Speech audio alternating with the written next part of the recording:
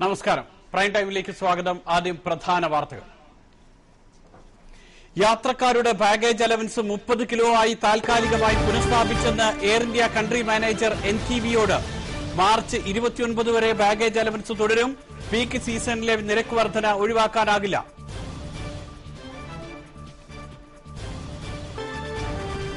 Saudi അറേബ്യയിൽ വാഹനാപകടത്തിൽ 10 പേർ മരിച്ചു, 47 പേർക്ക് പരിക്ക്. അപകടത്തിൽപ്പെട്ടത് പാകിസ്ഥാനിൽ നിന്നുമുള്ള ഉംറ തീർത്ഥാടകർ.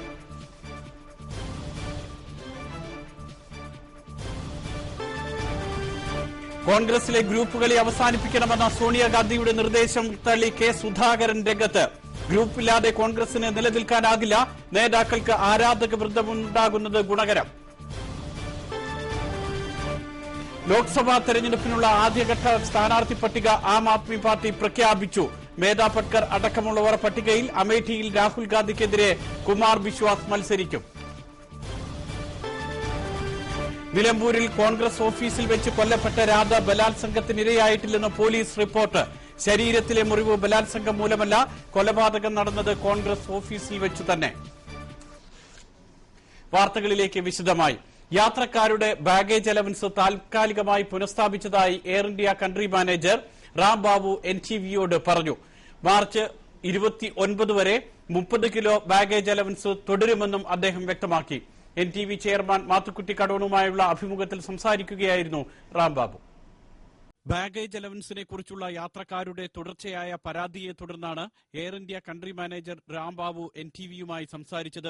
ജനുവരി 15 മുതൽ മാർച്ച് 29 വരെയാണ് 30 കിലോ ബാഗേജ് അലവൻസ് അനുവദിക്കുകയെന്ന് അദ്ദേഹം വ്യക്തമാക്കി. മാർച്ച് 29 ശേഷം ഈ ആനുകൂല്യം തുടരുന്നതിനെക്കുറിച്ച് കേന്ദ്ര വ്യോമയാന മന്ത്രാലയമാണ് തീരുമാനം എടുക്കേണ്ടത്. We had reduced the free baggage entitlement from 30 kilos to 20 kilos.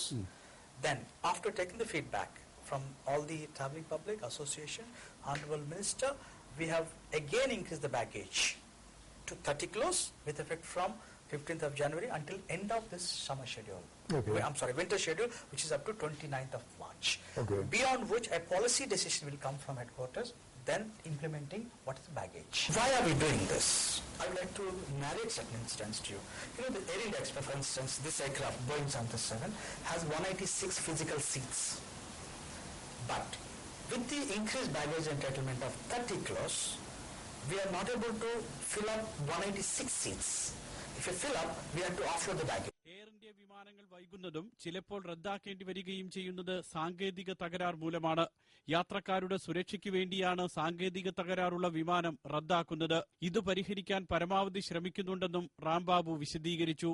This is all done keeping in view the safety of the aircraft. As you know, the aircraft are making a lot of shuttle flights between India and UAE. Some of the aircraft got grounded due to engineering technical reasons, due to which there is a consequential delay, due to which people have to wait for long. Our aim is to ensure that the inconveniences are minimized to the customer and they are reached in time to their destination. തിരക്കുള്ള സമയങ്ങളിലെ നിരക്ക് വർധന ഒഴിവാക്കാനാകാത്തതാണെന്നും അദ്ദേഹം വ്യക്തമാക്കി. We are here to run the flights and this market is not anymore price fixed market. It's a price sensitive market based on demand and supply. Gone are the days when everybody else used to wait for Air India flights. Today we are the last ones to fix the fare and finalize the fare. It is purely on demand and supply. That is the reason why our flights are going full. We know these carriers are owned by 1.2 billion people of India. We are here to serve the community. This is all owned by them. And that is unfair that we are the costliest. We are not. ജൂണിൽ Dubai വിമാനത്താവളത്തിലെ അറ്റകുറ്റപ്പണി തുടങ്ങുമ്പോൾ സർവീസുകൾ എങ്ങനെ മുടങ്ങാതെ നടത്താനാകും എന്നതാണ് ഇപ്പോഴുള്ള വെല്ലുവിളി. അടുത്ത സീസണിലേക്കുള്ള നിരക്ക് ഇപ്പോൾ തീരുമാനിച്ചിട്ടില്ലെന്നും റാം ബാബു പറഞ്ഞു. News desk NTV. ലോക്സഭാ തെരഞ്ഞെടുപ്പിനുള്ള 20 സ്ഥാനാർത്ഥികളുടെ പട്ടിക ആം ആദ്മി പാർട്ടി പുറത്തിറക്കി. രാഹുൽ ഗാന്ധിക്കെതിരെ കുമാർ ബിശ്വാസ് മത്സരിക്കും. അരവിന്ദ് കെജ്രിവാൾ മത്സരിക്കുന്ന കാര്യം പിന്നീട് തീരുമാനിക്കുമെന്ന് ആം ആദ്മി പാർട്ടി നേതാക്കൾ അറിയിച്ചു. മേധാ പട്കർ അടക്കം സാമൂഹിക സാംസ്കാരിക മേഖലകളിൽ നിറഞ്ഞു നിൽക്കുന്നവരെ ഉൾപ്പെടുത്തിയാണ് ആം ആദ്മി പാർട്ടി തങ്ങളുടെ ആദ്യ ലോക്സഭാ തെരഞ്ഞെടുപ്പിനുള്ള ആദ്യ സ്ഥാനാർത്ഥി പട്ടിക പുറപ്പെടുവിച്ചത്. ഉത്തർപ്രദേശിലെ അമേഠിയിൽ നിന്നും കവിയും ഹിന്ദി പ്രൊഫസറുമായ കുമാർ വിശ്വാസാണ് രാഹുൽ ഗാന്ധിയെ നേരിടുക. ദില്ലിയിലെ ചാന്ദിനി ചൌക്ക് മണ്ഡലത്തിൽ കേന്ദ്രമന്ത്രി കപിൽ സിബലിനെതിരെ മത്സരിക്കുക പ്രമുഖ മാധ്യമപ്രവർത്തകൻ അഷ്തോഷ് ആയിരിക്കും. വിദേശകാര്യമന്ത്രി സൽമാൻ ഖുർഷിദ് മത്സരിക്കുന്ന ഫറൂഖാബാദ് മണ്ഡലത്തിൽ മുകുൾ ത്രിപാഠിയെ നിർത്താനാണ് ആം ആദ്മിയുടെ തീരുമാനം. വടക്കു കിഴക്കൻ മുംബൈയിൽ നിന്നാണ് മേധാ പട്കർ മത്സരിക്കുന്നത്. മിലിന്ദ് ദിയോറയുടെ മണ്ഡലമായ സൌത്ത് മുംബൈയിൽ മീര സന്യാൽ മത്സരിക്കും. ബിജെപി നേതാവ് നിതിൻ ഗഡ്കരിയുടെ ശക്തിദുർഗമായ നാഗ്പൂരിൽ ആം ആദ്മിയുടെ മഹാരാഷ്ട്ര കൺവീനർ അഞ്ജലി ധമാനിയ ജനവിധി തേടും. കേന്ദ്ര വാർത്താവിതരണ മന്ത്രി മനീഷ് തിവാരിയുടെ മണ്ഡലത്തിൽ പ്രമുഖ അഭിഭാഷകൻ HS ഫൂൽക ആണ് മത്സരിക്കുന്നത്. 20 സ്ഥാനാർത്ഥികളുടെ പട്ടികയാണ് ആദ്യ ദിവസം പുറപ്പെടുവിക്കുന്നതെന്നും വരും ദിവസങ്ങളിൽ കൂടുതൽ സ്ഥാനാർത്ഥികളെ പ്രഖ്യാപിക്കുമെന്നും ആം ആദ്മി നേതാവ് മനീഷ് സിസോദിയ അറിയിച്ചു. News desk NTV.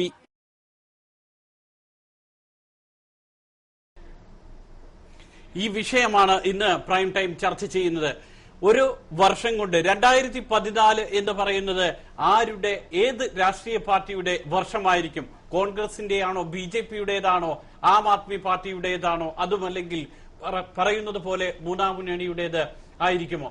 ദേശീയ രാഷ്ട്രീയത്തിൽ ആം ആദ്മി പാർട്ടിക്ക് എന്തൊക്കെ ചലനങ്ങൾ ഉണ്ടാക്കാൻ കഴിയും? ഈ വിഷയമാണ് ഇന്ന് പ്രൈം ടൈം പരിശോധിക്കുന്നത്. ചർച്ചയിൽ പങ്കെടുക്കുന്നു മുതിർന്ന മാധ്യമ നിരൂപകൻ ഡോക്ടർ സെബാസ്റ്റ്യൻ പോൾ, KP രതീഷ്, ആം ആദ്മി പാർട്ടിയുടെ കേരള വക്താവ്, ടോം വടക്കൻ, കോൺഗ്രസിന്റെ മുതിർന്ന നേതാവ്, അതോടൊപ്പം തന്നെ ശ്രീ സുരേഷ്, VS അച്യുതാനന്ദന്റെ മുൻ personal secretary, Bagheesh, overseas friends of BJPയുടെ പ്രതിനിധി. ഇവരെല്ലാം നമ്മളോടൊപ്പം ഇന്ന് ഈ ചർച്ചയിൽ പങ്കെടുക്കുന്നു. ആദ്യം Shri ബഗീഷിലേക്ക്.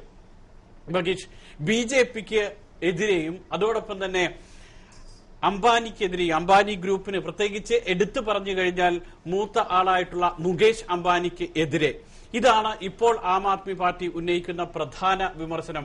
Adani group, Reliance group എന്നെല്ലാം പറഞ്ഞുകൊണ്ട് ഈ 2014 ദേശീയ രാഷ്ട്രീയത്തിൽ ലോക്സഭാ തെരഞ്ഞെടുപ്പിൽ ആം ആദ്മി പാർട്ടി എന്ന് പറയുന്ന ഒരു പ്രസ്ഥാനത്തിന് BJPയെ സംബന്ധിച്ചിടത്തോളം എത്രത്തോളം ഭീഷണിയാകുന്നുണ്ട് ആം ആദ്മി പാർട്ടി? BJPനെ സംബന്ധിച്ചിടത്തോളം ആം ആദ്മി പാർട്ടി ഒരു പ്രതിയോഗിയായിട്ട് കാണുന്നില്ല. ചില ഡൽഹിയിലെ സംഭവവികാസങ്ങളിൽ ആം ആദ്മി പാർട്ടിക്ക് മുതലെടുക്കാൻ പറ്റി എന്നുള്ളത് സത്യമാണെങ്കിൽ കൂടി ദേശീയ തലത്തിൽ നോക്കുകയാണെങ്കിൽ ആം ആദ്മി പാർട്ടി BJPയെ സംബന്ധിച്ചിടത്തോളം ഒരു പ്രതിയോഗിയായിട്ട് കാണാൻ സാമാന്യ ബുദ്ധിയുള്ള ആരും വിചാരിക്കുകയില്ല.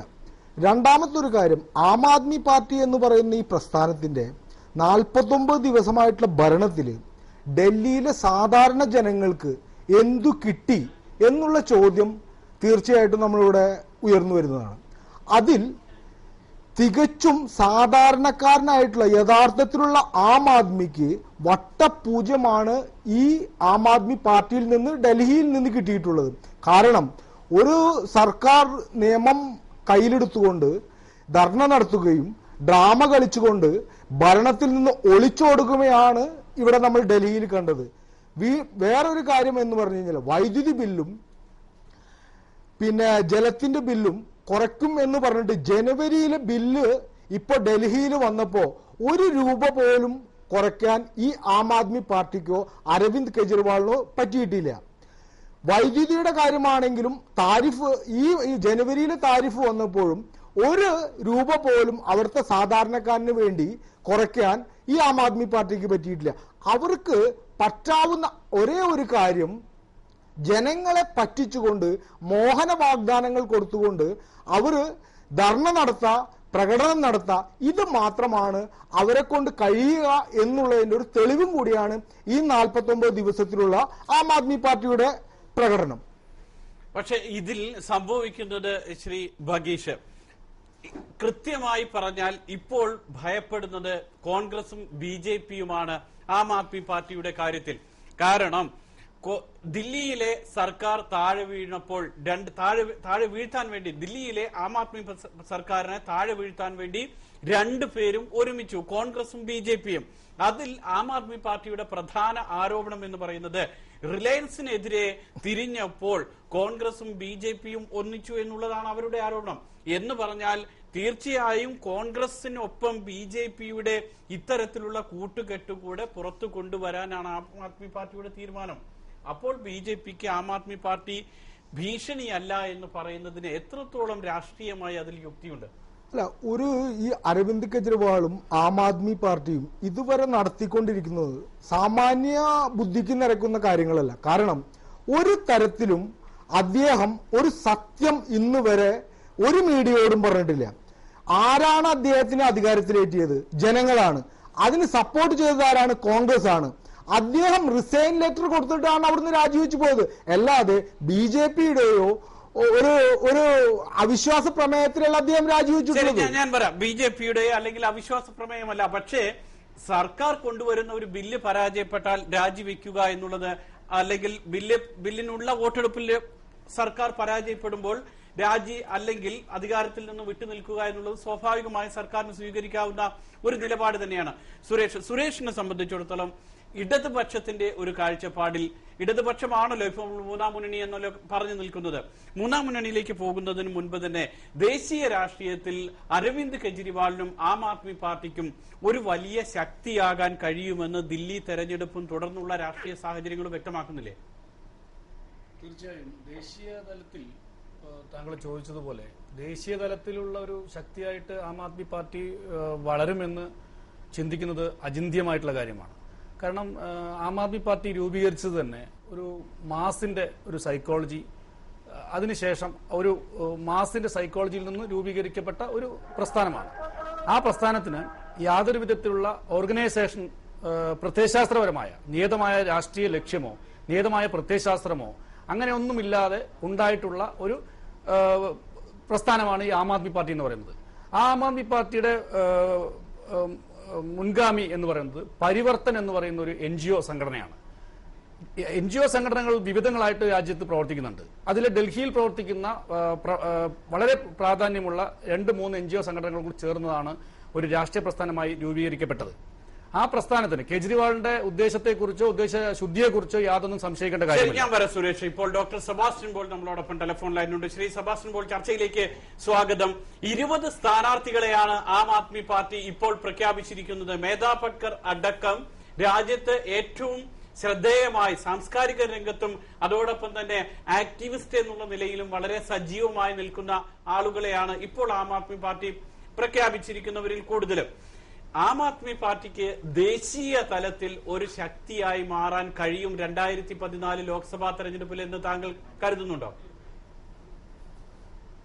നമുക്ക് അതൊന്നും മുൻകൂട്ടി പറയാൻ കഴിയില്ല. ആം ആദ്മി പാർട്ടി എന്നത് വളരെ പെട്ടെന്ന് ഒരു രാഷ്ട്രീയ പാർട്ടിയായി രൂപപ്പെട്ട ഒരു ജനകീയ പ്രസ്ഥാനമാണ്. അവർക്ക് അവരുടെ ആദ്യത്തെ തെരഞ്ഞെടുപ്പിൽ തന്നെ ഡൽഹിയിൽ വലിയ തോതിലുള്ള നേട്ടം ഉണ്ടാക്കാൻ കഴിഞ്ഞിട്ടുണ്ട്. ലോക്സഭാ തെരഞ്ഞെടുപ്പിൽ ഇപ്പോൾ അവർ 20 സ്ഥാനാർത്ഥികളെ പ്രഖ്യാപിച്ചിരിക്കുന്നു. അതിൽ ചില പേരുകളൊക്കെ, മേധാ പട്കർ ഉൾപ്പെടെ ചില പേരുകളൊക്കെ പൊതുവെ സ്വീകാര്യമായ പേരുകളാണ്. കുമാർ വിശ്വാസ് ഉൾപ്പെടെ അസ്വീകാര്യമായ നിലപാടുകൾ സ്വീകരിക്കുന്ന പ്രാദേശികവാദികളും അക്കൂട്ടത്തിലുണ്ട്.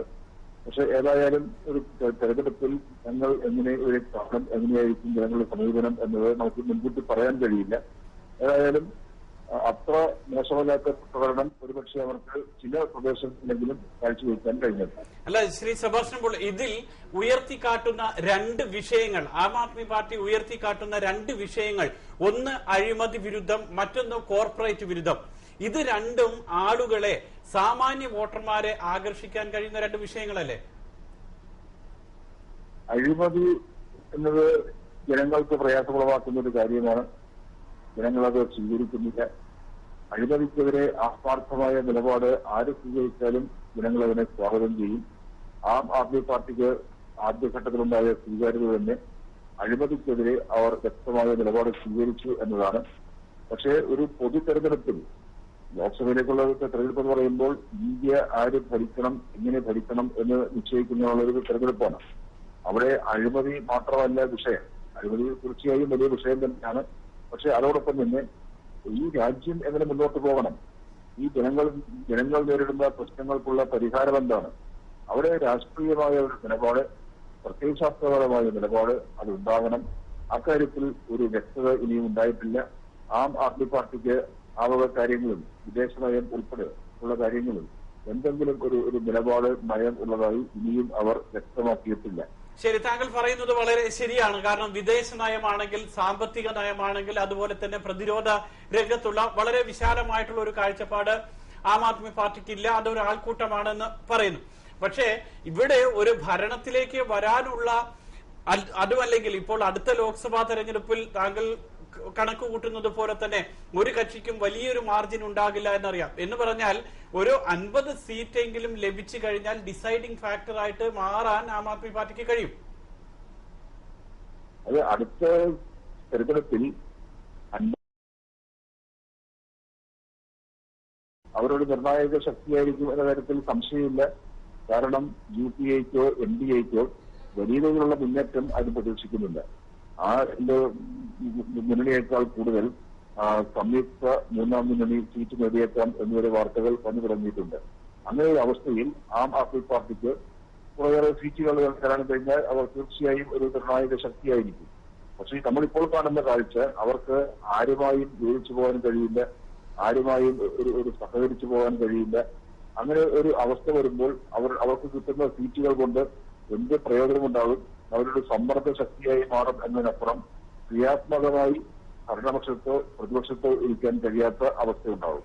ഒരു ചോദ്യം കൂടെ അവസാനമായി, ഈ ആം ആദ്മി പാർട്ടിക്ക് താങ്കൾ പറയുന്നത് പോലെ 50-40 ഒക്കെ സീറ്റ് ലഭിക്കുമ്പോൾ ആം ആദ്മി പാർട്ടി വോട്ട് നേടുമ്പോൾ വോട്ട് ചോർച്ച സംഭവിക്കുന്നത് പ്രധാനമായും ആർക്കായിരിക്കും? അത് ഓരോ പ്രദേശത്തെ ആശ്രയിച്ചിരിക്കും. സാധാരണഗതിയിൽ ആം ആദ്മി പാർട്ടി ഇപ്പോൾ ഏറ്റവും ശക്തമായി ആക്രമിക്കുന്നത് കോൺഗ്രസിനെയാണ്. ആം ആദ്മി പാർട്ടി അഴിമതിക്കെതിരെ പോരാടുന്നു എന്ന് പറയുമ്പോൾ ഇപ്പോൾ രാജ്യം ഭരിച്ചുകൊണ്ടിരിക്കുന്ന പാർട്ടി എന്ന നിലയിൽ അഴിമതിയുടെ വലിയ ഒരു കൂത്തരങ്ങായി മാറിയിരിക്കുന്ന ഭരണ സംവിധാനം, ആ സംവിധാനത്തിന്റെ ഉത്തരവാദികൾ കോൺഗ്രസ് ആയതുകൊണ്ട് പ്രധാനമായും കേരളം ഉൾപ്പെടെ ആം ആദ്മി പാർട്ടി ശേഖരിക്കുന്ന വോട്ടുകൾ അത് കോൺഗ്രസിന് കിട്ടേണ്ട വോട്ടുകൾ ആവാനാണ് സാധ്യത. വളരെ സന്തോഷം ശ്രീ സെബാസ്റ്റ്യൻ പോൾ, ചർച്ചയിൽ പങ്കെടുത്തതിൽ വളരെയധികം സന്തോഷം. ഇതാണ് ഒന്ന്, സുരേഷ്, ദേശീയ രാഷ്ട്രീയത്തിൽ 40 സീറ്റെങ്കിലും ലഭിക്കുമ്പോൾ വലിയ നിർണായക ശക്തിയായി മാറും എന്ന് പറയുന്നു. പക്ഷേ ഇവിടെ സെബാസ്റ്റ്യൻ പോൾ ഉയർത്തിക്കാട്ടുന്നത് പോലെ തന്നെ ഒരു വിദേശ നയമോ ഒരു സാമ്പത്തിക നയമോ ഒന്നും ഇല്ലാത്ത, താങ്കൾ പറഞ്ഞതുപോലെ ഒരു ആൾക്കൂട്ടം മാത്രമായിട്ടുള്ള ഒരു കക്ഷിക്ക് എങ്ങനെ ഒരു ഡിസൈഡിംഗ് ഫാക്ടറായിട്ട് മാറാനൊക്കെ പറ്റുമെങ്കിലും ഒരു രാഷ്ട്രത്തെ നയിക്കാനൊന്നും കഴിയില്ല. അല്ല, അതാണ് ഞാൻ നേരത്തെ പറഞ്ഞത്. ആൾക്കൂട്ടത്തിന്റെ ഒരു മനഃശാസ്ത്രത്തിന്റെ ഭാഗമായി രൂപീകരിക്കപ്പെട്ട ഒരു പ്രസ്ഥാനമാണ്. ഈ വ്യവസ്ഥിതിയിൽ ഇപ്പോ UPAയിലും NDAയിലും BJP വലിയ മോഡിയെ ഉയർത്തി കാണിച്ചുകൊണ്ട് പ്രചരണം നടത്തി തുടങ്ങി. എന്താണ് മോഡി ഉയർത്തിപ്പിടിക്കുന്ന നിലപാട്? തികച്ചും വർഗീയമായിട്ടുള്ള നിലപാടിന് പുറമെ കോർപ്പറേറ്റുകളുടെ ഉറ്റതോഴനായി മോഡി മാറിയിരിക്കുകയാണ്. കാരണം മോഡി ഉൾപ്പെടെ, രാജ്നാഥ് സിംഗ് ഉൾപ്പെടെയുള്ള BJPയുടെ നേതാക്കൾ ഇപ്പോൾ സഞ്ചരിക്കുന്നത് സ്വകാര്യ വിമാനത്തിലാണ്. അവർ വർഷങ്ങളായി സ്വകാര്യ വിമാനം ഉപേക്ഷിക്കാൻ തയ്യാറായിട്ടില്ല. ഒരു എയർ ഇന്ത്യ എക്സ്പ്രസിലോ അല്ലെങ്കിൽ സാധാരണക്കാരൻ യാത്ര ചെയ്യുന്ന ഏതെങ്കിലും ഒരു ഫ്ലൈറ്റിൽ കയറിയിട്ട് BJPയുടെ നേതാക്കൾ വർഷങ്ങളായി. അതുപോലെ തന്നെ UPAയുടെ അഴിമതിയെക്കുറിച്ച് പറയാൻ ഇവിടെ സമയം തികയില്ല. അത്തരത്തിലുള്ള ഒരു ഗ്യാപ്പിൽ ആ സ്പേസ് ഉപയോഗിച്ചുകൊണ്ട് ഇന്ത്യയിലെ മധ്യവർഗത്തിന്റെ, ഇന്ത്യയിലെ അഴിമതിക്കെതിരായി ചിന്തിക്കുന്ന ജനങ്ങളുടെ പ്രതിനിധിയായിട്ടാണ് കേജ്രിവാൾ ഉൾപ്പെടെയുള്ള AAP ഉയർന്നു വന്നത്. ഒരു പ്രേക്ഷകൻ നമ്മളോടൊപ്പം കുറച്ച് സമയമായി ഹോൾഡ് ചെയ്യുന്നുണ്ട്. ഹലോ, കേൾക്കാമോ? പറയൂ, പേര് പറയൂ. ശരി, താങ്കൾ എങ്ങനെ കാണുന്നു ആം ആദ്മി പാർട്ടി 2014 ലോക്സഭാ തെരഞ്ഞെടുപ്പിൽ നിർണായക ശക്തിയായി മാറാൻ കഴിയുമെന്നുള്ള പ്രതീക്ഷയോടുകൂടി ആം ആദ്മി പാർട്ടി വരികയാണ്.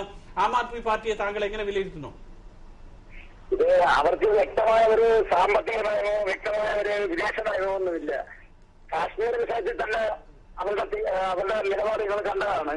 പിന്നെ മറ്റൊന്ന്, ഈ ദേശീയ തലത്തിൽ അവർ ഇത്രമാത്രം ശക്തിപ്പെടുമെന്നൊക്കെ ഇനി വരും ദിവസങ്ങളിൽ മാത്രമേ കണ്ടറിയാൻ പറ്റൂ. എന്തായാലും ഡൽഹിയിലെ കുറെ പാർലമെന്റ് സീറ്റുകൾ പിടിക്കുന്ന കാര്യത്തിൽ സംശയം വേണ്ട. പിന്നെ മറ്റൊന്ന്, സെബാസ്റ്റ്യൻ പോൾ പറഞ്ഞത് കോൺഗ്രസിന്റെ വോട്ടുകളാണ് അവർ പിടിക്കാൻ പോകുന്നതാണ്. ഡൽഹിയിലെ BJPയുടെ കോൺഗ്രസിന്റെ വോട്ടുകൾ അവർ ഒരേപോലെ അവർ കിട്ടിയിട്ടുണ്ട്. പിന്നെ മറ്റൊന്ന്, ഈ ഗാലറി സിക്സർ അടിക്കുന്നതൊക്കെ അല്ല ഭരിക്കുന്നതെന്നുള്ള കാര്യം എന്തായാലും അരവിന്ദ് കെജ്രിവാൾ നിന്ന് ഇപ്പോൾ മനസ്സിലായിട്ടുണ്ട്. അദ്ദേഹം ജനങ്ങളുടെ മാനദണ്ഡത്തിന്റെ അധികാരത്തിൽ എത്തിയിട്ട് അദ്ദേഹം ഈ ചില നിസ്സാര കാര്യങ്ങളുടെ പേരിൽ അല്ലെങ്കിൽ ഭരണഘടനാപരമായി നടക്കേണ്ട കാര്യങ്ങളിൽ ശ്രദ്ധ ചെലുത്താതെ അദ്ദേഹം അധികാരത്തിൽ നിന്ന് ഒളിച്ചോടുകയാണ് ചെയ്തത്. ശരി, വളരെ സന്തോഷം. അധികാരത്തിൽ താൽക്കാലികമായ വികാരം ഉണ്ടാകുന്നല്ലാതെ ഈ പിന്നെ ആം ആദ്മി പാർട്ടിക്ക് ദേശീയ തലത്തിൽ തൽക്കാലം ഒരു കാരണം സൃഷ്ടിക്കാൻ കഴിയില്ല. ശരി, വളരെ സന്തോഷം, വളരെ സന്തോഷം വിളിച്ച അഭിപ്രായം പറഞ്ഞതിൽ. ബഗീഷ്, ഇവിടെ സുരേഷ് ഉയർത്തിയതുപോലെ തന്നെ, സുരേഷ് പറയുന്നത് പോലെ ഒരു കോർപ്പറേറ്റ് രീതിയിൽ തന്നെയാണ് BJP ആണെങ്കിലും കോൺഗ്രസ് ആണെങ്കിലും പോകുന്നത്. കാരണം സ്വകാര്യ വിമാനം അടക്കമുള്ള, അദ്ദേഹം പറഞ്ഞതുപോലെ സ്വകാര്യ വിമാനം അടക്കമുള്ള സംവിധാനങ്ങളിൽ കോൺഗ്രസ് അല്ലെങ്കിൽ BJPയുടെ നിങ്ങളുടെ നേതാക്കൾ പോകുന്ന സമയത്ത് ഇവിടെ ഓട്ടോറിക്ഷയിലും കാറിലും ഒക്കെ പോകുന്ന അവരെ ആളുകൾ സ്വീകരിക്കുക എന്ന് പറയുന്നത് അത് സ്വാഭാവികമാണ്. അതൊരു മനഃശാസ്ത്രം തന്നെയാണത്. അല്ല, ആ ഒരു മനഃശാസ്ത്രത്തിനെ വളരെ വിദഗ്ധമായിട്ട് അരവിന്ദ് കെജ്രിവാൾ ഉപയോഗിച്ചിട്ടുണ്ട് എന്നുള്ളത് സത്യമാണ്. പക്ഷെ നിങ്ങളിവിടെ ശ്രദ്ധിക്കേണ്ട ചില കാര്യങ്ങളുണ്ട്. 2005 മുതൽ ഫോർഡ് ഫൗണ്ടേഷന്റെ പൈസ ഡോളർ പറ്റിക്കൊണ്ടാണ് അരവിന്ദ് കെജ്രിവാളും അദ്ദേഹത്തിന്റെ NGO സംഘടനയായ കബീർ ഫൗണ്ടേഷനും പരിവാർ ഫൗണ്ടേഷനും വർക്ക് ചെയ്തുകൊണ്ടിരിക്കുന്നു. ഈ ഫോർഡ് ഫൗണ്ടേഷന് അമേരിക്കൻ ചാര സംഘടനയായി എത്രമാത്രം ബന്ധമുണ്ടെന്ന് ഈ ലോകത്തിലുള്ള എല്ലാ മാധ്യമ പ്രവർത്തകർക്കും ജനങ്ങൾക്കും അറിയാം. ഈ ഫോർഡ് ഫൗണ്ടേഷന്റെ പൈസ ലോകത്തിലെ അമേരിക്കൻ ചാര സംഘടനയുടെ ഒരു ഉപഗ്രഹം എന്ന് പറയുന്ന ഫോർഡ് ഫൗണ്ടേഷന്റെ പൈസ വാങ്ങുന്ന ചാര സംഘടനയുടെ പൈസ പറ്റിയിട്ടാണ് ആം ആദ്മി പാർട്ടിയും അരവിന്ദ് കെജ്രിവാളും പ്രവർത്തിക്കുന്നത്. ഇത് വെറുതെ തെളിവുകളില്ലാതെ പറയുന്നതല്ല. ഫോർഡ് ഫൗണ്ടേഷൻ ഇത്രയും വലിയൊരു കോർപ്പറേറ്റ് സംഘടനയായിട്ടുള്ള ഫോർഡ് ഫൗണ്ടേഷന്റെ കയ്യിൽ നിന്ന് പൈസ വാങ്ങുന്ന ഇവരാണോ റിലയൻസിനെ കുറ്റം പറയുന്നത്? കാരണം നരേന്ദ്രമോദി അദാനി ഗ്രൂപ്പുമായി സഹകരിച്ച് അദാനി ഗ്രൂപ്പിന് സഹായം തേടുന്നു എന്ന് പറയുമ്പോൾ മറുവാദം അദാനി ഗ്രൂപ്പിന്റെ വിഷയം പറയുകയാണെങ്കിൽ ഈ അദാനി ഗ്രൂപ്പിന് അനുവദിച്ചു കൊടുത്തിട്ടുള്ള എല്ലാ ആനുകൂല്യങ്ങളും തിരിച്ചെടുക്കണമെന്ന് വേണ്ടി 7 വർഷം മുമ്പ് നരേന്ദ്രമോദി സെക്കൻഡ് ടൈം മുഖ്യമന്ത്രിയായിരുന്നപ്പോ ഈ അദാനി ഗ്രൂപ്പിനെതിരെ കംപ്ലൈന്റ് കേന്ദ്രമാണ് അദാനി ഗ്രൂപ്പിനുള്ള പെട്രോളിയം വിഭവങ്ങൾക്കുള്ള പെർമിഷൻ കൊടുത്തുള്ളത്, അല്ലാതെ ഒരിക്കലും നരേന്ദ്രമോദി മാത്രമല്ല.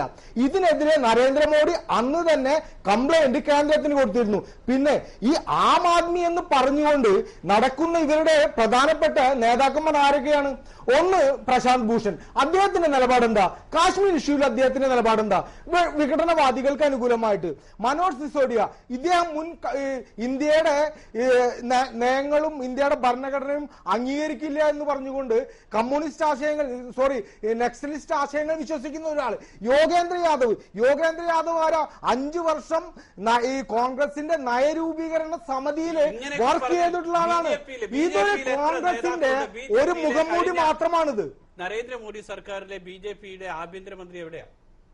അല്ല, ആഭ്യന്തരമന്ത്രി ആയിക്കോട്ടെ, ബാക്കിയുള്ള മന്ത്രിമാരെല്ലാവരും ആയിക്കോട്ടെ. നമ്മളോടൊപ്പം ടെലിഫോൺ ലൈനിലുണ്ട്. ഹലോ, കേൾക്കാമോ?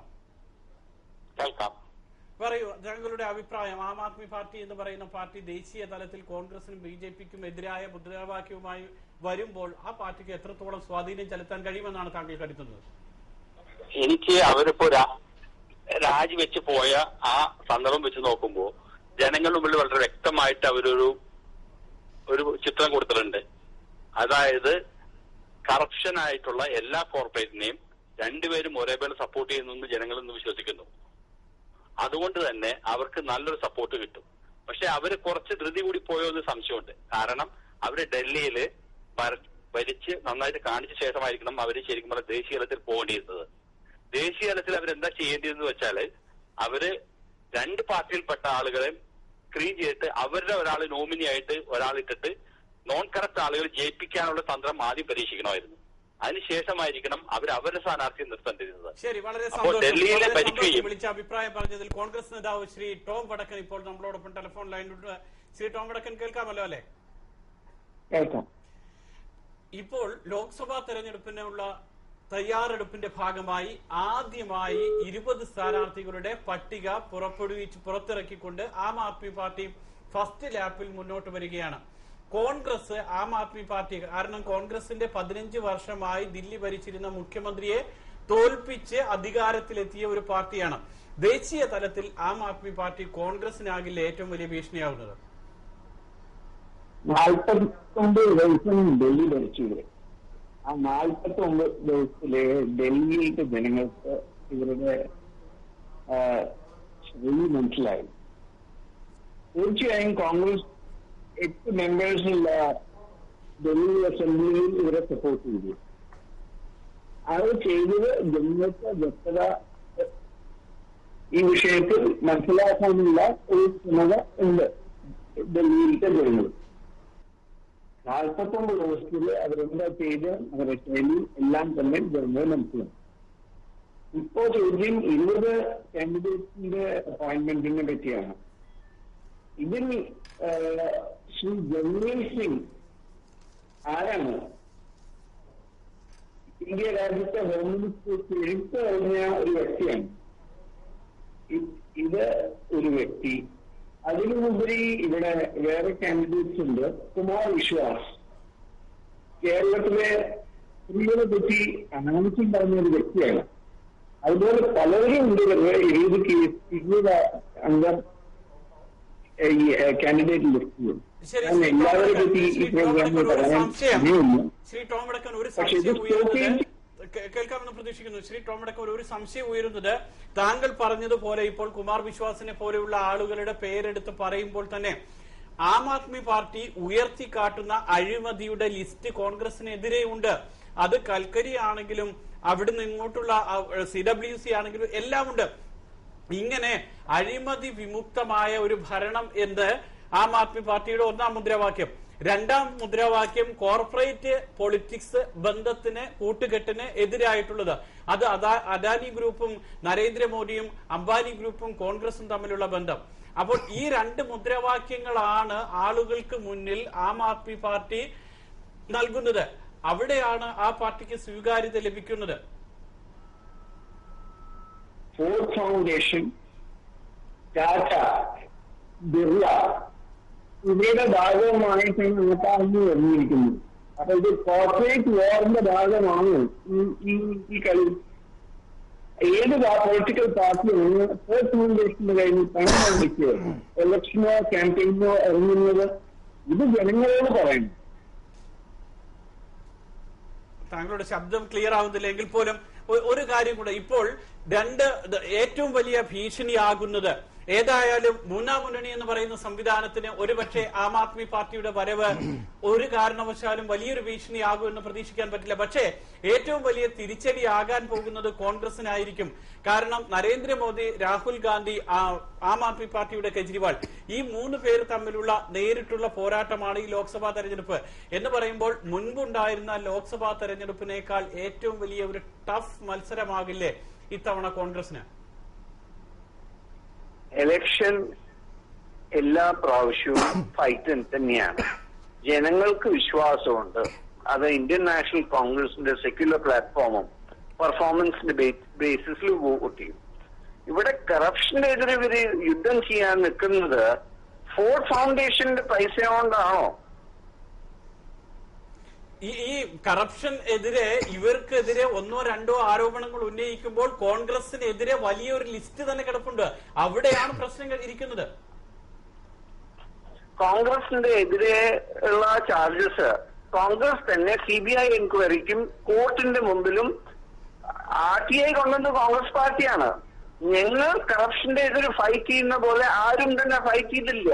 ഞങ്ങളുടെ മന്ത്രികളെ ഞങ്ങൾ ജയിലിൽ അയച്ചിരിക്കുന്നു. ഞങ്ങളുടെ അലയൻസ് പാർട്ട്നേഴ്സിനെ ജയിലിലേക്ക് അയച്ചിരിക്കുന്നു. അതൊക്കെയാണ് യുദ്ധം. അത് ഇവർക്ക് നട്ടലുണ്ടോ? ഇവരുടെ ഹോം മിനിസ്റ്റർ ഡൽഹിയിൽ അറ്റാക്ക് ചെയ്തതും ഇത് ജനങ്ങൾ കാണുന്നതല്ലേ? ശ്രീ ടോം വടക്കൻ വളരെ കൃത്യമായി അംബാനിക്കും മുകേഷ് അംബാനിയും അതേപോലെ തന്നെ വീരപ്പ മൊയ്ലിയും തമ്മിലുള്ള ബന്ധവും കോൺഗ്രസും തമ്മിലുള്ള ബന്ധത്തെക്കുറിച്ച് വളരെ കൃത്യമായി ആരോപണം ഉന്നയിച്ചതാണ് കെജ്രിവാൾ. പക്ഷെ അതിന് കോൺഗ്രസിന്റെ ഭാഗത്തു നിന്ന് ഇതുവരെ മറുപടിയും വിശദീകരണവും വന്നില്ല. ഞങ്ങൾ പറയുന്നു മുകേഷ് അംബാനിയുടെ എതിരെ FIR അല്ല, അയാളെ പിടിച്ച് അറസ്റ്റ് ചെയ്തോളൂ. പക്ഷെ നിങ്ങൾക്ക് ഈ രാജ്യത്ത് നിയമം നടപടികളുണ്ട്. ഒരു സോണിയാഗാന്ധി കറപ്റ്റാണ്, രാഹുൽ ഗാന്ധി കറപ്റ്റാണ്. ഇയാൾ മാത്രമാണോ മിസ്റ്റർ ക്ലീൻ? ഇയാൾ ഇൻകം ടാക്സ് ഡിപ്പാർട്ട്മെന്റിൽ ചെയ്ത വീരകൃത്യങ്ങൾ പുറത്തു വന്നു കഴിഞ്ഞാൽ എന്തൊക്കെയാ നാട്ടുകാർ പറയാ? ശരി, ഏതായാലും വളരെ സന്തോഷം ശ്രീ ടോം വടക്കൻ ചർച്ചയിൽ പങ്കെടുത്തതിൽ, അഭിപ്രായം പറഞ്ഞതിൽ വളരെയധികം സന്തോഷം. ഇതാണ് സുരേഷ് വസ്തുത. കാരണം ഈ പറയുന്ന പൊലിമയൊന്നും ആം ആദ്മി പാർട്ടിക്ക് ചാർത്തിക്കൊടുക്കാനില്ല. Aam Aadmi Party B J P ആരോപണത്തിൽ പറയുന്നത് പോലെ തന്നെ വിദേശ ഫണ്ട് പറ്റുന്നു, കോൺഗ്രസ് പറയുന്നത് പോലെ ഇദ്ദേഹം സർക്കാർ സർവീസിൽ നിന്ന് ഇരുന്നു കൊണ്ട് നടത്തിയിട്ടുള്ള കെടുകാര്യസ്ഥതകൾ അല്ലെങ്കിൽ അഴിമതികൾ ഇനി പുറത്തു വരാനിരിക്കുന്നു എന്ന് പറയുമ്പോൾ ഈ പറയുന്ന കോൺഗ്രസിന്റെ അത്രയ്ക്കൊന്നും മഹത്വം ആം ആദ്മി പാർട്ടിക്കില്ല. ഞാൻ വളരെ ഒരു കോമഡി ഡയലോഗ് കേട്ട പോലെയാണ് ടോം വടക്കന്റെ വർത്തമാനം കേട്ടപ്പോൾ എനിക്ക് തോന്നിയത്.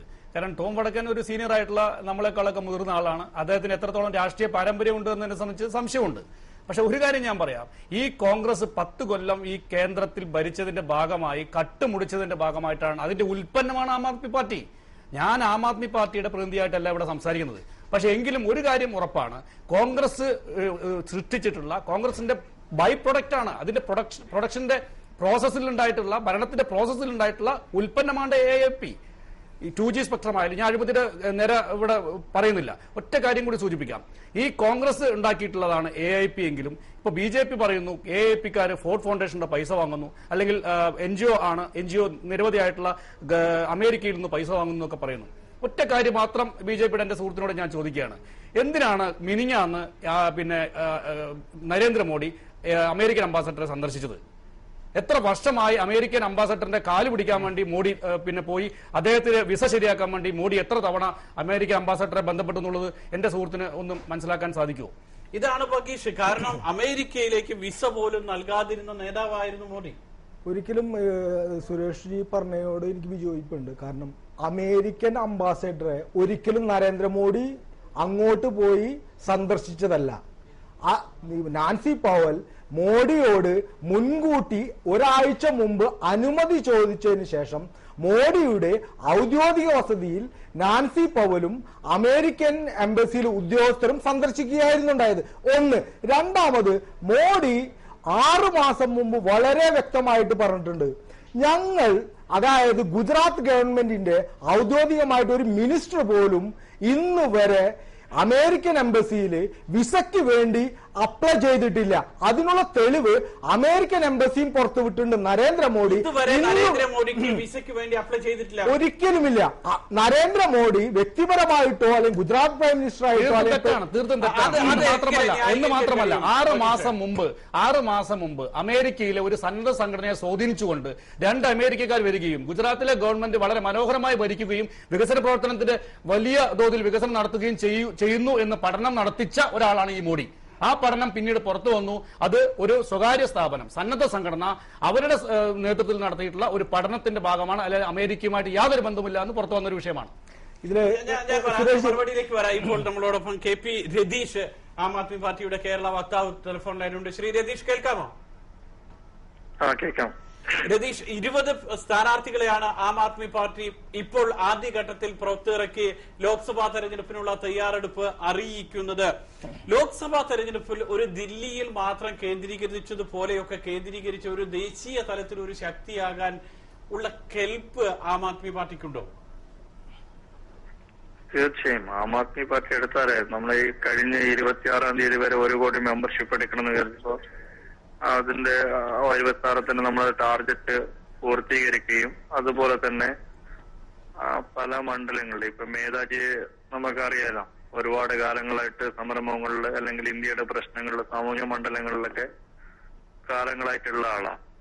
അപ്പൊ അതുപോലെ വ്യത്യസ്ത മേഖലയിലുള്ള ആളുകൾ ആം ആദ്മി പാർട്ടിയിൽ എല്ലാ സംസ്ഥാനങ്ങളും വന്നിട്ടുണ്ട്. തീർച്ചയായും ആം ആദ്മി പാർട്ടി ജനങ്ങളൊരു പ്രതീക്ഷയുണ്ട്. ആം ആദ്മി പാർട്ടിയുടെ ശൈലിയിൽ ജനങ്ങൾക്കൊരു വിശ്വാസമുണ്ട്. ശരി, ഇത് താങ്കൾ പറയുന്ന ആളുകൾക്ക് ഒരു വിശ്വാസമുണ്ട് ആം ആദ്മി പാർട്ടിയുടെ പ്രവർത്തന ശൈലിയിൽ. അതുകൊണ്ട് തന്നെയാണ് താങ്കൾ പറയുന്നത് പോലെ ദില്ലിയിൽ ഭരണത്തിലെത്താൻ കഴിഞ്ഞതും. പക്ഷേ 2 വിമർശനം. ഒന്ന്, ദില്ലി ഭരണത്തിൽ നിന്ന് ആം ആദ്മി പാർട്ടി ഒളിച്ചോടി എന്നുള്ളതാണ് ഒരു വിമർശനം. അതിനെക്കുറിച്ചുള്ള പ്രതികരണം. ദില്ലിയിൽ ഒളിച്ചോടി എന്നൊക്കെ നമുക്ക് വളരെ വ്യക്തമായിട്ട് അറിയാലോ.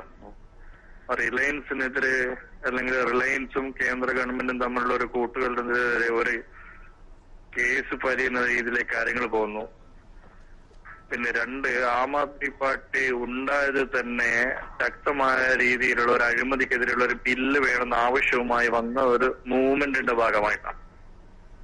ആം ആദ്മി പാർട്ടി ആദ്യം തന്നെ തെരഞ്ഞെടുപ്പ് വേദികളിൽ പറഞ്ഞത് 2 ആഴ്ചക്കുള്ളിൽ ഞങ്ങൾ ജൻലോക്പാൽ ബില്ല് ജന്തർ മന്ദറിലെ ജനങ്ങളുടെ സാന്നിധ്യത്തിൽ വെക്കുന്ന, അതാണ് ഞങ്ങൾ ഏറ്റവും പ്രധാനപ്പെട്ട ഒരു അജണ്ട അല്ലെങ്കിൽ ഒരു വാഗ്ദാനം. ആ വാഗ്ദാനം ഞങ്ങൾക്ക് നിറവേറ്റാൻ പറ്റിയില്ലെങ്കിൽ, ഞങ്ങൾ ഭരിക്കുന്ന സ്ഥലത്ത് അത് നിറവേറ്റാൻ പറ്റിയില്ലെങ്കിൽ ഭരിക്കുന്നതുമായിട്ട് മുന്നോട്ട് പോകുന്നതിന് യാതൊരു അർത്ഥമില്ല. ഇനി മറ്റൊരു കാര്യം, ഇനി ദില്ലിയിലെ രാഷ്ട്രീയത്തിലേക്കല്ല, കാരണം ദില്ലി രാഷ്ട്രീയം കഴിഞ്ഞു. ഇനി ലോക്സഭാ തെരഞ്ഞെടുപ്പിൽ ഇപ്പോൾ നിങ്ങൾ ഉന്നയിക്കുന്ന നിങ്ങൾക്കെതിരെ പ്രധാനപ്പെട്ട ആരോപണം വരുന്നത് ഫോർബ്സ് ഫൗണ്ടേഷൻ അതും അല്ലെങ്കിൽ അമേരിക്കൻ ഫണ്ട് ഉപയോഗിക്കുന്നു എന്നുള്ളതാണ്. അതാണ് BJPയുടെ പ്രധാന ആരോപണം.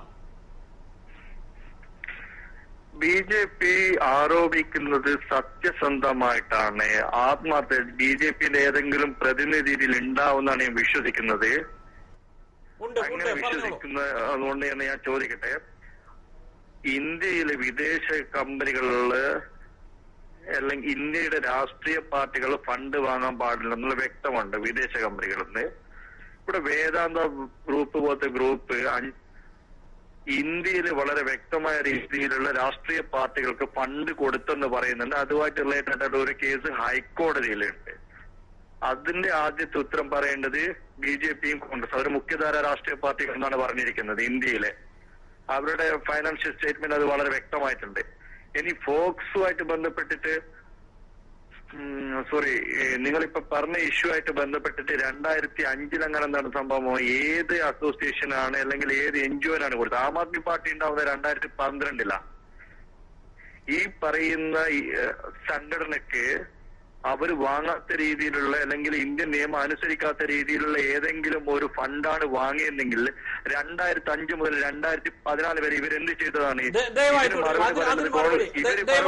കോൺഗ്രസും BJPയാണ്. ശരി രതീഷ്, ദയവായി തുടരുക. ഇത് കൃത്യമാണ് ചോദ്യം. കാരണം ആം ആദ്മി പാർട്ടി എന്ന് പറയുന്ന ഒരു പാർട്ടി ഉണ്ടാകുന്നതിന് മുൻപ് ഉണ്ടായിരുന്ന സംഘടനയും പ്രസ്ഥാനവും ട്രസ്റ്റുമാണത്. അപ്പോൾ നിങ്ങൾ അന്വേഷിക്കേണ്ടിയിരുന്നത് ഒരു 20 വർഷമായിട്ട് NGO സംഘടനകളുടെ ബേസിൽ ഈ അരവിന്ദ് കെജ്രിവാളും പ്രശാന്ത് ഭൂഷണും ഫണ്ട് പിരിവ് നടത്തിയെന്നുള്ള എല്ലാ, മനോജ് സിസോഡി അടക്കം ഫണ്ട് പിരിവ് നടത്തുന്നത് ഇന്ത്യയിലുള്ള എല്ലാ ആൾക്കാർക്കും അറിയാവുന്നതാണ്. രണ്ടാമത് രതീഷ് ഇപ്പൊ 1-2 കൊല്ലമായിട്ട് അല്ലെങ്കിൽ 2012 തൊട്ടാവും ആം ആദ്മി പാർട്ടിയിൽ വരുന്നത്. ഈ കബീർ ഫൗണ്ടേഷനും പരിവർത്തൻ ഫൗണ്ടേഷനും എത്രമാത്രം ഫണ്ടുകൾ വിദേശത്ത് നിന്ന് വരുന്നുണ്ടെന്ന് വ്യക്തമായ കണക്കുകളും വിദേശ വിനിമയ നാണയ ചട്ടം ലംഘിച്ചതിന്റെ പേരിൽ ഇവർക്കെതിരെ ഡൽഹിയിലത്തെ ഹൈക്കോടതി 30 ചോദ്യം ചോദിച്ചിട്ട് ഇന്നും അതിന് മറുപടി ഈ അരവിന്ദ് കെജ്രിവാളോ കബീർ ഫൗണ്ടേഷനോ പരിവർത്തൻ ഫൗണ്ടേഷനോ കൊടുത്തിട്ടില്ല. അങ്ങനത്തുള്ള ഈ KP രതീഷാണ് ഇപ്പോ BJPയുടെ നേരെ ആരോപണം ഉന്നയിക്കുന്നത്. ഇവർ ആദ്യം ഈ വിദേശ വിനിമയ ചട്ടം ലംഘിച്ചതിനെതിരെയുള്ള ഹൈക്കോടതിയിൽ, ഡൽഹി ഹൈക്കോടതിയിൽ ഇവർ അതിനുള്ള മറുപടി കൊടുക്കട്ടെ. 30 ചോദ്യങ്ങളാണ് ഇവരോട് ചോദിച്ചത്. ശരി രതീഷ്, ഇതിന് മറുപടി. ഞാൻ ചോദിക്കുന്നത് ആരാണ് ഇപ്പൊ സംസാരിച്ചത് എനിക്ക് മനസ്സിലായിട്ടില്ല. 2005 ഏതെങ്കിലും ഞാൻ അതൊന്ന് പറഞ്ഞുതരാം. രതീഷ് ഞാൻ അതൊന്ന് പറഞ്ഞുതരാം. ഓവർസീസ് ഫ്രണ്ട്സ് ഓഫ് BJP എന്ന് പറയുന്ന സംഘടനയുണ്ട്. ഓവർസീസ് ഫ്രണ്ട്സ് ഓഫ് BJPയുടെ ഭഗീഷാണ് സംസാരിച്ചത്. താങ്കൾക്ക് പറഞ്ഞു മറുപടി. എന്റെ ചോദ്യം വളരെ കൃത്യമാണ്. ആവേശം കൊണ്ട് സംസാരിക്കണ്ട. ഇനിയിപ്പം ആം ആദ്മി പാർട്ടി എന്തെങ്കിലും ഒരു തെറ്റ് ചെയ്തിട്ടുണ്ടെങ്കിലേ അതിന്റെ തെറ്റിന്റെ ഉത്തരവാദിത്വം ഏറ്റെടുത്ത് ഞാൻ ഒരു ആവേശത്തോടും സംസാരിക്കില്ല. അത് ആം ആദ്മി വീട്ടിൽ ആരും സംസാരിക്കരുത് തന്നെയാണ് നമ്മൾ. തെറ്റുണ്ടെങ്കിൽ അരവിന്ദ് കെജ്രിവാളെ തെറ്റ് ചെയ്തില്ലെങ്കിൽ ആദ്യം അരവിന്ദ് കെജ്രിവാളെ പുറത്താക്കാനുള്ള നടപടിയാണ് സ്വീകരിക്കേണ്ടത്. ഞാൻ ചോദിക്കുന്നത്, ഇതുപോലൊരു കേസ് തെറ്റായ രീതിയിൽ ഏതെങ്കിലും സംഘടന, അതായത് 2005 നടക്കുന്ന ഈ സംഘടനയായിട്ടോ ആം ആദ്മി പാർട്ടിയിൽ നിന്ന് വന്ന ആളുകൾക്ക് ബന്ധമില്ല, അങ്ങനെ ഏതെങ്കിലും ഒരു വിദേശ സംഘടനയുടെ അല്ലെങ്കിൽ ചാരന്മാരുടെ പൈസ ഇന്ത്യയിൽ ഒരു സംഘടന വാങ്ങിയപ്പോ ഈ കാര്യങ്ങളൊക്കെ വളരെ വ്യക്തമായിട്ട് അറിയുന്നതല്ലേ ഇവിടുത്തെ BJPക്കാരും കോൺഗ്രസുകാരും? അവരെന്തുകൊണ്ട് അരവിന്ദ് കെജ്രിവാളിനെ നേരിട്ട് നടപടി സ്വീകരിച്ചില്ല? ഉത്തരം പറയുന്നത് BJP കോൺഗ്രസാ. അപ്പൊ അവരാണോ അരവിന്ദ് കെജ്രിവാളിനെ വളർത്തിക്കൊണ്ടുവന്നേ? ഞാൻ ചോദിച്ചതിന് ഉത്തരത്തിന് വളരെ ക്ലിയർ ആയിട്ട് മറുപടി പറയണം. വേദാന്ത ഗ്രൂപ്പ് അവരെ ഇതിൽ പറയുന്നുണ്ട് ഇവിടുത്തെ മുഖ്യധാര രാഷ്ട്രീയ പാർട്ടികൾക്ക് ഫണ്ട് കൊടുത്തതെന്ന്. ഇനി ഞങ്ങൾ പാർട്ടി ഉണ്ടാക്കിയ സമയത്ത് വാങ്ങിയ ഓരോ രൂപയും ഞങ്ങളുടെ വെബ്സൈറ്റിലൂടെ, ഞങ്ങൾ നാളെ റിലയൻസിന്റെ ഇടയ്ക്കുന്നതാണ് ഫണ്ട് റിലയൻസ് ഞങ്ങൾ തന്നിട്ടുണ്ടെങ്കിൽ അതും ഞങ്ങളുടെ വെബ്സൈറ്റ് കാണിക്കും. മുകേഷ് അംബാനി ഇത്ര കോടി തന്നു. ശരി രതീഷ്, അതിന്റെ വിശദീകരണം സമയം തീരുന്നു. മറ്റൊരു കാര്യം കൂടെ ഉന്നയിക്കാനുള്ളത്, ഇവിടെ കോൺഗ്രസ് ആണെങ്കിലും BJP ആണെങ്കിലും ഉന്നയിക്കുന്നത് ലോക്സഭാ തെരഞ്ഞെടുപ്പിലേക്ക് നിങ്ങൾക്ക് വരാൻ പ്രധാനമായി ഒന്ന്, ഒരു വ്യക്തമായ ദേശീയ കാഴ്ചപ്പാടില്ലാത്ത ഒരു പാർട്ടി, ഒന്ന്. രണ്ട്, കൃത്യമായ സാമ്പത്തിക നയമില്ല. മൂന്ന്, വളരെ വിശാലമോ അല്ലെങ്കിൽ ദൃഢമോ ആയിട്ടുള്ള വിദേശ നയമില്ല. ഇതൊന്നും ഇല്ലാതെ വളരെ പ്രാദേശികമായി ദില്ലിയിൽ മാത്രം ഒതുങ്ങി നിന്ന ഒരു പ്രസ്ഥാനം ദേശീയ രാഷ്ട്രീയം എന്ന് പറഞ്ഞ് എടുത്തു ചാടുന്നത് പക്വതയില്ലായ്മയാണ്. അല്ല, ഞാൻ ഒരു സ്ഥാനത്തിരിക്കുമ്പം ആ സ്ഥാനത്ത് മാറേണ്ടി വരുമ്പോഴുള്ള ടെൻഷൻ ഉണ്ടാവും. അത് തീർച്ചയായും നമുക്ക് മനസ്സിലാക്കാം. അതുകൊണ്ട് തന്നെയാണ് ഒരു ജൻലോക്പാൽ ബിൽ ഉണ്ടാകുമ്പോ അതിനെ സപ്പോർട്ട് ചെയ്യാത്തത്. BJPയും കോൺഗ്രസും CPMഉം ഒരുപോലെ സപ്പോർട്ട് ചെയ്യുന്ന സ്ത്രീ സംവരണ ബില്ലുകൾ പാസ്സാവാത്തത്. ഇതൊക്കെ നമുക്ക് കാലങ്ങളായിട്ട് ചർച്ച ചെയ്യേണ്ടി വരും. കാര്യം വെച്ചാൽ പകുതി സ്ത്രീകൾക്കാക്കി കഴിഞ്ഞാൽ അവിടുന്ന് ഇപ്പം പെർമനന്റ് ആയിട്ട് സിറ്റിംഗ് MP ഉണ്ടാവില്ല. അല്ലെങ്കിൽ ഒരു കുടുംബത്തിൽ നിന്ന് മാത്രമേ മുഖ്യമന്ത്രി കസേര മാറ്റിവെച്ച സംഭവം ആളുകൾ മാറേണ്ടി വരും. അങ്ങനെ ഒരുപാട് സംഭവങ്ങൾ അതിന് പിന്നിലുണ്ട്. രണ്ട്, ഞങ്ങളുടെ നയം പാർട്ടി ഒരു വർഷമാവുന്നില്ലല്ലോ. ഈ ഒരു വർഷത്തിനുള്ളിൽ തന്നെ ഫെബ്രുവരി 26 ആകുമ്പോഴേക്ക് ഞങ്ങൾ 31 സബ് കമ്മിറ്റി ഫോം ചെയ്യുകയും ഓരോ കാര്യത്തെ കുറിച്ചുള്ള നയം രൂപീകരിച്ച് വരുന്നുണ്ട്. ഈ പറഞ്ഞ പാർട്ടികളൊക്കെ പാർട്ടി ഉണ്ടാവുന്നതിന് മുമ്പ് ഈ നയങ്ങളൊക്കെ ഉണ്ടാക്കി വന്ന ആളുകളാണോ എന്ന് പരിശോധിച്ചാൽ ഒന്ന് മനസ്സിലാവും. ഇവിടെ വ്യക്തമായ ഭരണഘടനയുണ്ട്. അതെ, ദയവായി തുടരുക സുരേഷ്. ഇതാണ് കാരണം ഒരാൾക്കൂട്ടം. രതീഷ് ദയവായി തുടരുക. സുരേഷ്, ഇതാണ് കൃത്യമായി ഇതൊരാൾക്കൂട്ടം മാത്രമല്ല. നേരത്തെ നമ്മൾ പറഞ്ഞതുപോലെ ഒരാൾക്കൂട്ടമോ വികാരമോ മാത്രമല്ല, മറിച്ച് ഒരു ഭരണഘടന, വിദേശ നയം എല്ലാം ഇന്ത്യക്കുണ്ട്. ആ ചട്ടക്കൂട് ഞങ്ങളും പാലിക്കും എന്ന് പറയുമ്പോൾ ഞങ്ങൾക്കും വീക്ഷണമുണ്ട്. ആൾക്കൂട്ടമാണെന്ന് പറഞ്ഞതിന്റെ തെളിവാണ് ഇപ്പൊ രതീഷിന്റെ ഈ പറഞ്ഞ മറുപടി. കാരണം ഒരു വർഷമായ ഒരു രാഷ്ട്രീയ പാർട്ടിയെ സംബന്ധിച്ച് ഒരു വർഷം എന്നുള്ളത് ഒരു ചെറിയ കാലം തന്നെയാണ്. പക്ഷേ ഒരൊറ്റ കാര്യം ഞാൻ സൂചിപ്പിക്കാം. രതീഷിന് ഭരണഘടനയെ സംബന്ധിച്ചോ അല്ലെങ്കിൽ പിന്നെ നിയമസഭകളെ സംബന്ധിച്ചോ എത്ര അറിവുണ്ടോ എന്നുള്ളത് സംബന്ധിച്ച് എനിക്കറിയില്ല. പക്ഷെ ഒരൊറ്റ കാര്യം ഞാൻ പറയാം. ഈ കഴിഞ്ഞ വെള്ളിയാഴ്ച നടന്നത് ഒരു പ്ലാൻഡ് ആയിട്ടുള്ള, കെജ്രിവാളിന്റെ വളരെ പ്ലാൻഡ് ആയിട്ടുള്ള ഒരു ഡ്രാമ തന്നെയാണ്. അതിൽ യാതൊരു തർക്കവുമില്ല. കാരണം വെള്ളിയാഴ്ചകളിൽ സാധാരണ അസംബ്ലികളിൽ പ്രൈവറ്റ് മെമ്പേഴ്സ് ബിൽ അവതരിപ്പിക്കാനുള്ള ദിവസമാണ് വെള്ളിയാഴ്ച. മിക്കവാറും എല്ലാ അസംബ്ലിയും ഉച്ചവരെ മാത്രമേ കൂടാറുള്ളൂ. കേരളത്തിൽ പ്രത്യേകിച്ച് ഉച്ചവരെ കൂടാറുള്ളൂ. അന്ന് നിയമസഭയിൽ നടക്കുന്നത് പ്രൈവറ്റ് മെമ്പേഴ്സ് ബില്ലാണ്.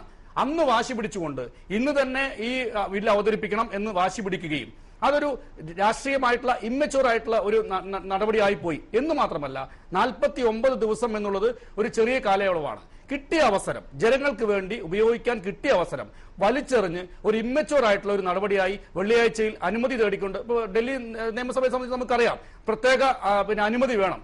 കേന്ദ്ര ആഭ്യന്തര വകുപ്പിന്റെ പോലും പ്രത്യേക അനുമതി വേണം ഒരു ബില്ല് അവതരിപ്പിക്കണമെങ്കിൽ. ഇതൊക്കെ അറിയാവുന്ന കെജ്രിവാൾ എന്തുകൊണ്ട് ഇത്ര ധൃതി പിടിച്ചുകൊണ്ട് ഒരു ഡ്രാമ സെറ്റ് ചെയ്തുകൊണ്ട് ഈ ഒരു അസംബ്ലിയിൽ രാജിപ്രഖ്യാപനം നടത്തിയത്? ആ രാജിപ്രഖ്യാപനം നടത്തിയില്ലായിരുന്നെങ്കിൽ നിങ്ങൾ പറയുന്നത് പോലെ ഡൗൺ ട്രോഡനായ കെജ്രിവാൾ നേരത്തെ അവകാശപ്പെട്ടതുപോലെ ജനങ്ങൾക്ക് ഒരുപാട് കാര്യങ്ങൾ ചെയ്യാൻ കിട്ടിയ അവസരം എന്തുകൊണ്ട് വലിച്ചെറിഞ്ഞു? ഈ BJPയുടെ രതീഷ് സംശയം. കാരണം ഒരവസരം ലഭിച്ചു, അത് പാഴാക്കി. മാത്രമല്ല, സഭാ നടത്തിപ്പിനെ കുറിച്ച് അറിയാതെ, സ്വകാര്യ ബില്ല് അവതരിപ്പിക്കേണ്ട ദിവസമാണ് വെള്ളിയാഴ്ച എന്ന് പോലും അറിയാതെ, നടപടിച്ചട്ടങ്ങൾ പാലിക്കാതെ ഒക്കെയാണ് നിങ്ങൾ പ്രവർത്തിക്കുന്നത്. അവിടെയാണ് നിങ്ങളിലുള്ള വിശ്വാസം ഇല്ലാതെയാകുന്നത്. അല്ല, ഓരോ ദിവസവും ഓരോ കാര്യം. ആദ്യം പറഞ്ഞിരിക്കുന്നത് ലഫ്റ്റനന്റ് ഗവർണറുടെ പെർമിഷൻ വേണമെന്നായിരുന്നു. ഈ 230 എന്നുള്ള ആർട്ടിക്കിൾ പ്രകാരം ഡൽഹിയിൽ ഒരു അതേപോലത്തെ ബില്ല് അവതരിപ്പിക്കണമെന്നുണ്ടെങ്കിൽ ഒന്ന് ലഫ്റ്റനന്റ് ഗവർണർ പെർമിഷൻ വേണ്ട. ഇനി ഭരണഘടനാ പ്രകാരം നമ്മൾ സത്യപ്രതിജ്ഞ ചെയ്ത് അരവിന്ദ് കെജ്രിവാൾ അല്ലെങ്കിൽ ആ മന്ത്രിസഭ ഭരണഘടന വെച്ചിട്ടാ, അല്ലെങ്കിൽ ഇന്ത്യയുടെ ഏതെങ്കിലും മിനിസ്റ്റർ, ആഭ്യന്തര മിനിസ്റ്റർ പാസ്സാക്കിയ ഒരു ഓർഡറിന്റെ മുകളിലല്ല സത്യപ്രതിജ്ഞ ചെയ്തത്.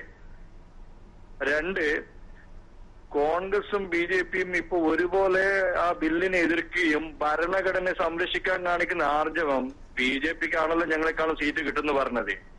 ഈ ഒരു അവസരത്തിൽ BJP എടുത്തോ, കോൺഗ്രസ് പിന്താക്കിയിട്ട് ഇതെടുത്തോ, ഇതേ ഭരിക്കുകയല്ലേ ചെയ്യേണ്ടത്. ഞങ്ങൾ ആദ്യം ഞങ്ങൾ പറഞ്ഞിട്ടുണ്ടെങ്കിൽ ഞങ്ങൾ പറയുന്ന കാര്യം ചെയ്യാനുണ്ട്. ഇപ്പോഴും കോൺഗ്രസും BJPയും പറയുന്നത് അവൾ വളരെ ശക്തമായ രീതിയിൽ അഴിമതിക്കെതിരെ തന്നെ വർക്ക് ചെയ്യും, ജൻലോക്പാൽ ബില്ലിന് അവർ സപ്പോർട്ടാണെന്ന.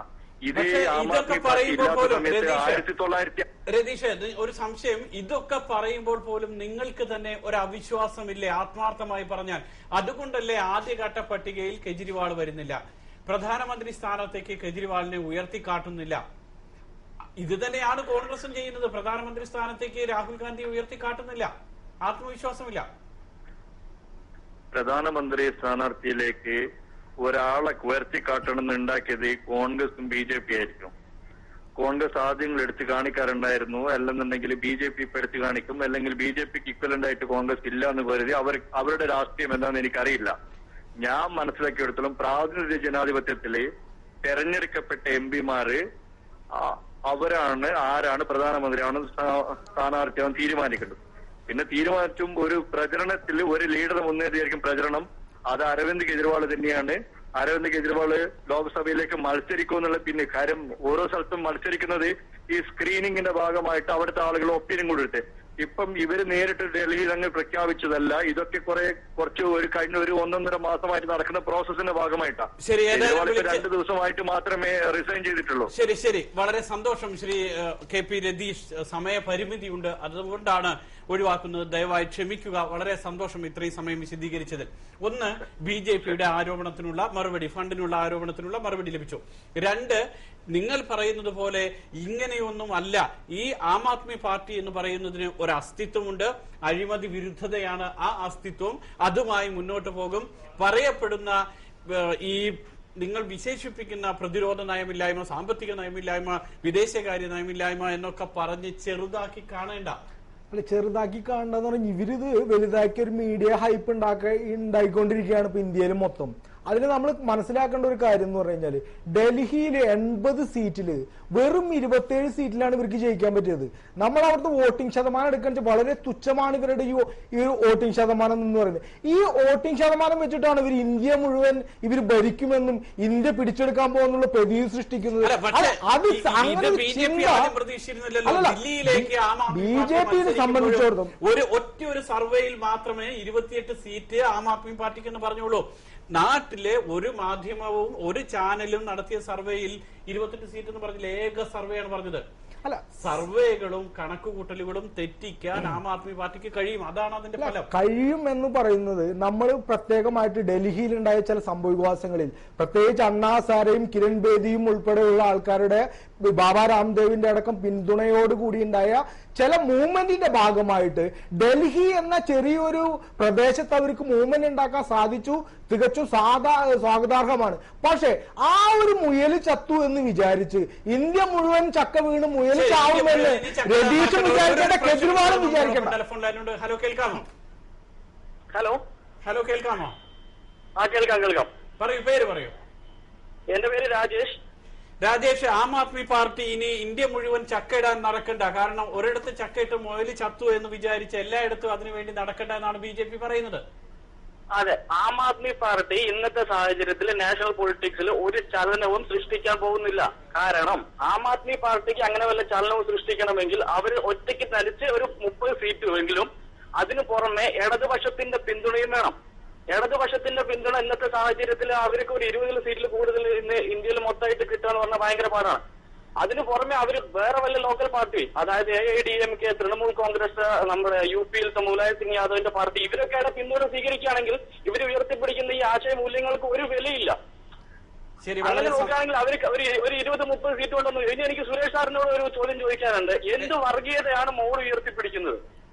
നമ്മൾ ഇവരെന്ന് പറയുന്ന പോലെയല്ല, മോഡി അവിടുത്തെ മുസ്ലിങ്ങൾ വരെ അവർക്ക് ഒരു വികാരമായി മാറിയിരിക്കുകയാണ് മോഡി എന്ന് പറയുന്ന ഒരു വ്യക്തി. കാരണം അവർക്ക് കൊടുത്തിരിക്കുന്ന സേവനങ്ങളും അവർ കൊടുത്തിരിക്കുന്ന ഭരണവും അങ്ങനെയാണ്. ഞാൻ അവിടെ പോയി നിന്നുള്ള അനുഭവം കൊണ്ടാണ് ഈ പറയുന്നത്. വെറുതെ നമ്മളിവിടെ വന്നിട്ട് മോഡി വർഗീയത ഉണ്ടെന്ന് പറയുന്നതിൽ കാര്യമില്ല. മോഡിക്കെതിരെ ഇനി അരവിന്ദ് കെജ്രിവാൾ മത്സരിക്കുകയാണെങ്കിൽ തന്നെ അതിനിപ്പോ അദ്ദേഹം ഷീലാ ദീക്ഷിത്തിനെതിരെ മത്സരിച്ച് ജയിച്ചിട്ടുള്ള ആ ഒരു ഇമേജും കൂടി പോയിരിക്കുകയായിരിക്കും. ശരി, വളരെ സന്തോഷം. ഏതായാലും വളരെ സന്തോഷം. മറുപടി സുരേഷ്. മോഡി വർഗീയവാദി അല്ലാതെ രാജേഷ് പറഞ്ഞത് കേട്ടപ്പോ ചിരിയാണ് വന്നത്. മോഡി വർഗീയവാദി എന്നുള്ളത് 100% ഉറപ്പാണ്. അദ്ദേഹത്തിന്റെ ഗുജറാത്ത് ഭരണം ഈ കഴിഞ്ഞ 3 ടേമിൽ അദ്ദേഹം വിജയിച്ചത് വർഗീയ കാർഡ് ഉയർത്തിപ്പിടിച്ചുകൊണ്ട് തന്നെയാണ്.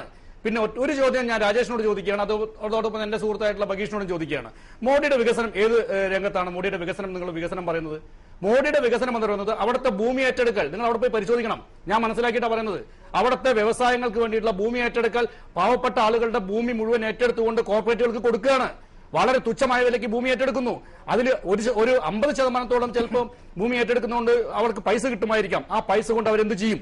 സ്വന്തം കിടപ്പാടവും സ്വന്തം കൃഷിയും സ്വന്തം കൃഷിയിടവും എല്ലാം നഷ്ടപ്പെട്ടുകൊണ്ട് അങ്ങനെ പിന്നെ പാവപ്പെട്ട ആളുകളുടെ ഭൂമി ഏറ്റെടുത്തുകൊണ്ട് കോർപ്പറേറ്റുകളായിട്ടുള്ള അദാനിയും ടാറ്റയും ബിർളയും ഇപ്പൊ അംബാനിയും ഒക്കെ ഗുജറാത്തിലെ മോഡിയുടെ തോഴന്മാരായി കഴിഞ്ഞിരിക്കുകയാണ്.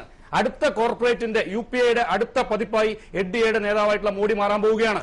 UPAയുടെ അടുത്ത പതിപ്പായി NDAയുടെ നരേന്ദ്രമോദി മാറുന്നു. സമയപരിമിതിയുണ്ട്, വളരെ ചുരുക്കി. ഒരിക്കലും ഇല്ല. ഞങ്ങള് ഭാരതീയ പൈതൃകത്തിലും സ്വദേശീവൽക്കരണത്തിലും വിശ്വസിച്ചുകൊണ്ട് മുന്നോട്ട് പോകുന്ന വ്യക്തമായ ആദർശ ശുദ്ധിയുള്ള ഒരു രാഷ്ട്രീയ കക്ഷിയാണ്.